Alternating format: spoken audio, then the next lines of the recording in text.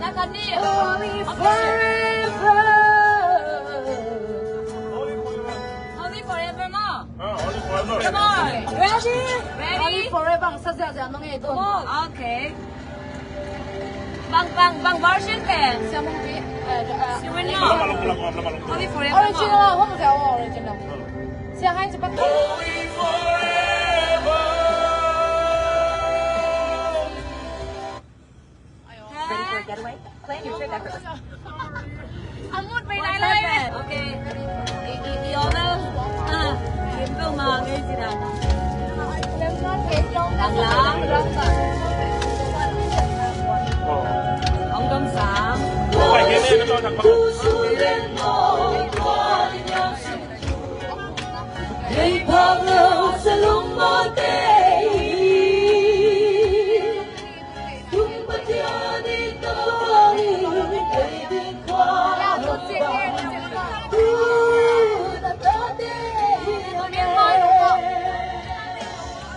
handa sa ilalogi Adong semboto Pangyang tawagin pagin Kung silong mote Tunang hanggang santa Kung atin ay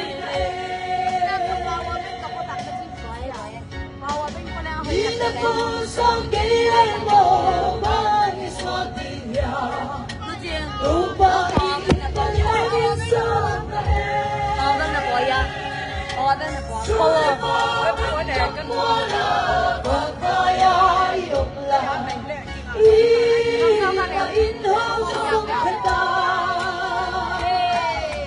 Handa sa ilalongin Adong sembrato Pangyang tao pamin pa din Kung selong mote Tunahondong sangka Kung painin hoy na Ito kong siyang natele Sa nadedehan Kotentong itaw pa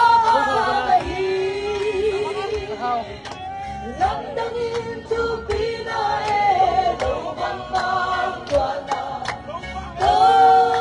paiding hoy na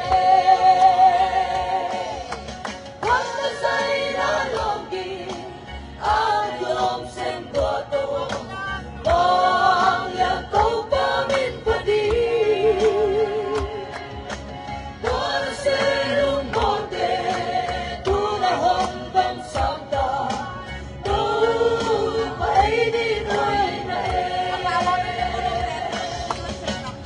Sa ilalongin aking lang sembato Pangyang tao pamin panin Wala ng monte Tunahong sangka Painin hoy na